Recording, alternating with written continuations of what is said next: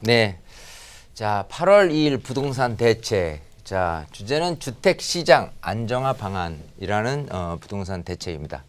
요지는 그렇습니다. 주택정책을 경기 조절 수단이 아니라 서민 주거 안정 및 실수요자 보호를 우선의 가치로 삼아 추진하겠다는 의지를 담아서 이렇게 대책을 마련했는데요. 자, 일단 크게 이제 5가지 요지로 이제 구분을 해볼 수가 있어요. 우선 과열 지역의 투기 수요 유입을 차단하겠다는 부분하고요. 실수요자 중심 주택 수요 관리를 강화하겠다는 부분. 자, 그리고 투기적 주택 수요 조사를 좀 강화하겠다는 부분. 서민을 위한 주택 공급을 확대하는 부분. 그리고 실수요자를 위한 청약 제도 등을 정비하겠다는 부분입니다. 자, 좀 약간 세부적으로 들어가면요. 우선 과열 지역의 투기 수요 유입을 차단하겠다라는 부분은 이제 특히 이제 그 세 개 이제 지역으로 이렇게 폭을 넓혔는데 일단 조정 대상 지역 있고 투기 과열 지역 있고 투기 지역으로 각각 이제 묶었습니다. 자, 요 내용에 대한 부분은 굉장히 좀 중요하기 때문에 좀 상담 끝나고 나서 상담 중간에 한 20분에서 30분 사이에 해서 한 번 더 자세하게 설명을 드릴 거고요. 자, 그리고 민간 택지 분양가 상한제 적용 요건을 이제 개선하는 부분.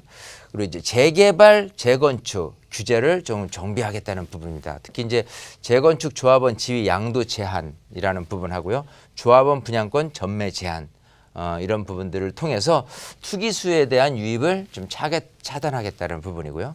과열 지역은 도시 재생 뉴딜에 선정해서 이제 제외되는 부분이 또 있습니다. 자, 실수요자 중심의 주택 수요 관리 방안 같은 데서는요, 일단 양도소득세를 좀 강화하는 부분하고요.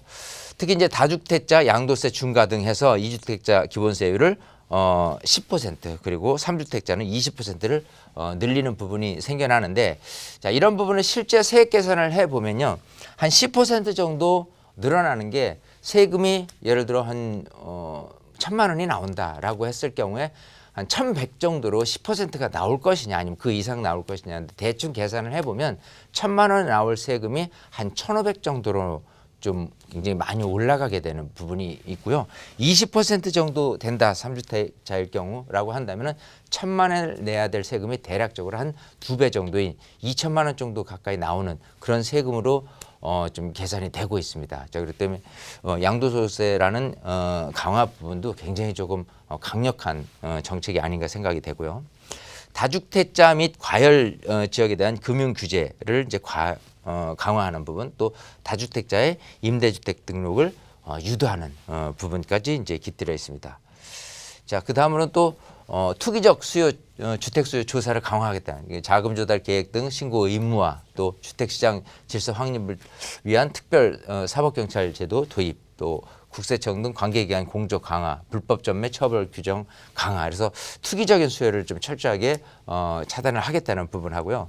상대적으로 또 서민을 위한 주택 공급은 좀 확대하겠다는 내용이 있죠. 그래서 수도권 주택 수급 전망 및 향후 택지를 좀 확보하겠다는 부분하고 주택 공급에서의 공공의 역할을 좀 강화해서 택지 지구를 좀 조성하겠다는 의지가 좀 서려 있는 부분도 있고요. 실수요자를 위한 청약제도 등을 정부를 합니다. 그래서 청약제도 개편해가지고 1순위에 대한 청약제도를 조금 이렇게 강화하는 부분하고요.